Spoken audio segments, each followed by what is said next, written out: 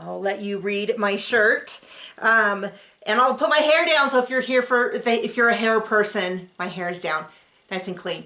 My name is Nikki Haverstock. I am a self-published author with 14 cozy mysteries out and 3 short stories.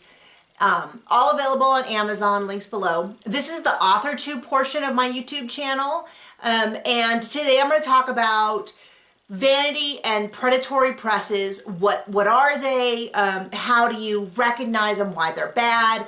And hopefully give you enough tools to where you can tell a legitimate publisher, indie or self-publishing services from these predatory or vanity presses. And people can use vanity and predatory presses kind of interchangeably. And vanity press comes from the idea of like, oh, you want to feel good, so you pay someone to publish your book, but really it's just so you can pretend to be an author. That's kind of where the vanity came from.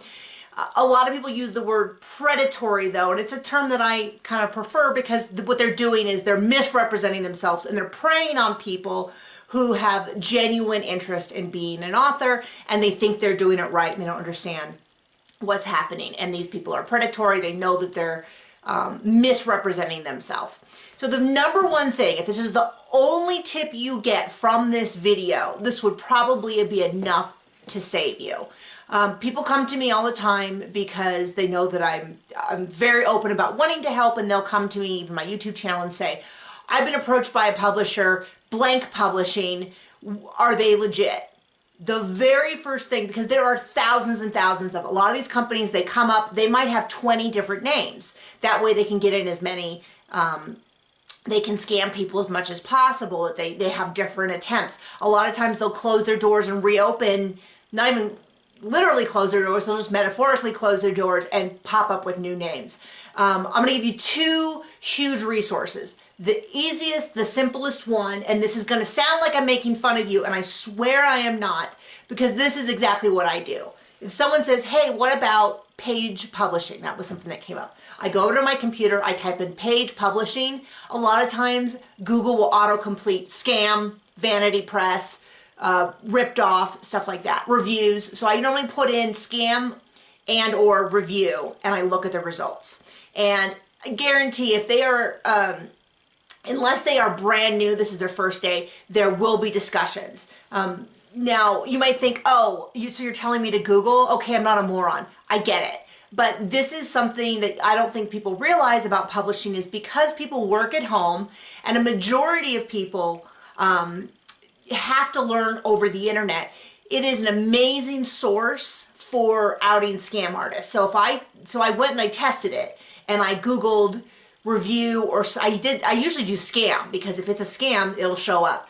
Page publishing scam, thousands of results. Very first result is I was scammed by them, blah, blah, blah. They're vanity press. Someone will look at that exact company and tell you why they're vanity press, because the methodology might change a little bit.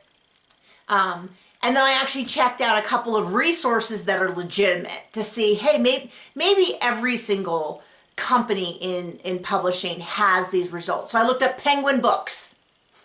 We know they're legitimate. No results, or at least, I mean, you get results, but none of them are meaningful results where it says, hey, I got scammed by Penguin Publishing. There, that kind of thing. So I checked out some more self-publishing options like BookBub, which is an ad that is very expensive but almost universally considered to be a useful ad to get, even if it costs, in my category, $800-ish. And there's hundreds of results of people saying, hey, is this BookBub worth it? And then people explaining it. And I checked out Ryan Z, who is a newsletter builder provider who I have had incredible success working with. He's always been really honest. I don't use all of his services just because I don't necessarily know, but he's not a scam. He's legitimate. Same thing. I searched, no meaningful results. So the very first thing you should do is do your Google search. I know that seems like I'm talking, I may be talking down to you, but I get it. You don't know. If you're not in the industry, you don't really know what is Googleable, what is searchable, what is a question I can ask. Okay, so that is the first thing you should do. A second resource, and I'll try to remember to put it down in the bio, is a Facebook/blog. It's available in both forms, called Writer Beware. a lady from, I believe it's one of the fantasy sci-fi organizations, took it upon herself to create this resource that talks about scams within the industry. I follow it on Facebook. I set it a priority, whatever you do where you start it, so that it shows up, so it's always at the top if she has a new post, because it's such a valid resource, because she explains new scams as they show up. She explains if there's notorious vanity presses and they rename, she'll mention it. She'll talk about meaningful events that are happening within the industry. So that is a second resource I would recommend. Okay. Now, a vanity press or a predatory press comes in a couple different forms, and that's why they're so hard to identify, especially because they've started to adopt, like, we're a hybrid self-publishing system. So one of the things to consider is who uploads the book and owns the copyright, and what are the circumstances in which you get your copyright back. A true traditional publisher will have that written out. If they are uploading your book for you, they should be paying you, not you them. Okay. When you they might pay a royalty. Some of these smaller presses don't pay a royalty right off the top, but they take over the cost of editing covers, things like that. They shouldn't require that you buy so many paperback books. Okay, that is a big, being required to buy paperback books, especially now because POD, which is print on demand, exists. You don't need to do a run of books. It just doesn't happen anymore for self-published or individual authors. When I go to my bookstore, a couple of the books that I bought in the past year were POD. Meaning that I went to my local independent bookstore and said, can you pick up this book? And they said, sure thing. And when I got it, it was print on demand through Ingram Sparks. So there's nothing wrong with print on demand, but if they're asking you to buy books, that is the number one red flag. If you get even one red flag, you should be investigating. You should be trying to find authors who are with them who are happy. And there are people who are with vanity presses and they're happy because they just want to get that book out. And that's, I guess, fine. I don't know. But a huge number of people that I see in comments saying that traditional publishing is a scam are people who have gotten taken by these vanity or predatory presses. Another thing is these companies can look legitimate. They can have all the right terminologies, but you still want to review them, even if you go and you say, I've looked at their contract, it's online. For instance, you can look at Tate Publishing. Tate Publishing had all the hallmarks of legitimate publishing, but they weren't paying out their royalties consistently. And new people were continuing to sign up even when there was trouble. They would use the past royalties to pay the new people and all that. That is a little different than a vanity publishing, but if you Google, it'll help you understand that.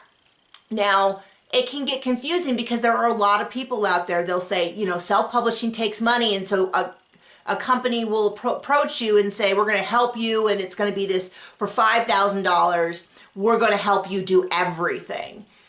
That gets into a little bit more tricky situation because you do have to pay for self-publishing, but then you get into the issue of, is that really a deal, or is that getting so expensive that it's now turning into almost a scam? And it's worth it looking at my video on who you should be trusting, because I talk about that there's scam artists, and then there's people who are just really overcharging and taking advantage of people by saying that they have some unique secret that is not available to anyone else. So to kind of sum up, my list is follow, write, or beware. Always Google, I do that even when people recommend oh, here's a new ad service. I Google to see what the results are. Not just if it's worth it or not worth it, but if I advertise with a really sketchy service, I could potentially get in trouble with Amazon because I get, say, a click farm coming through and pretending to read my books. So this is a service. This idea, Googling, is something that you should do for everything. But in general, some things are Google to see if a bunch of red flags come up. If you're considering going with a traditional publisher, make sure you understand the contracts. There's tons of great videos on contract. It's not something I know. You should have a clear understanding of who owns the copyright, when that expires, because most traditional publishers will have a deal that says something like 5 years, or once the book is selling less than this many copies in a quarter, will revert rights to you, whatever it is. And that's legit, legitimate publishers have some sort of deal like that. Additionally, money should always flow to the author. So if a publisher, they claim to be a publisher and they're saying, you need to pay us money, that should be a huge red flag. You should be getting online and Googling, you should be asking questions. Okay, great. So I hope that answers some questions.